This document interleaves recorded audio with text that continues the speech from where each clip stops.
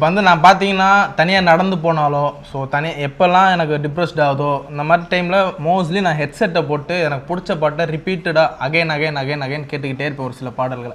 So அந்த மாதிரி நீங்கள் கேட்கக்கூடிய பாடல் எதுனா இருக்கானே?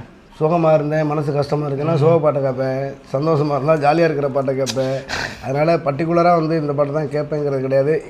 கால சூழல் என்னை எப்படி வச்சுருக்குதோ அதுக்கு தகுந்த மாதிரி பாடல்களை இது பண்ணிக்கிடுவேன். நான் ரொம்ப சோகமாக இருந்தேன்னா நானே பாட்டுகளை பண்ண ஆரம்பிச்சிருவேன். அந்த சோகம் எதை நோக்கி இருக்குதுங்கிறத மையமாக வச்சு பாட்டு பண்ண ஆரம்பிப்பேன். இதுதான் எப்படி சொல்லணும்னு எனக்கு கடைசி வரைக்கும் என்ன பாட்டுன்னு சொல்ல மாட்டீங்க?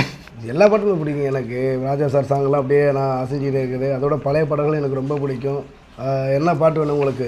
அமுதும் தேனும் எதற்கு நீ அருகினில் இருக்கையிலே எனக்கு அமுதும் தேனும் எதற்கு அப்படி இருப்பேன்.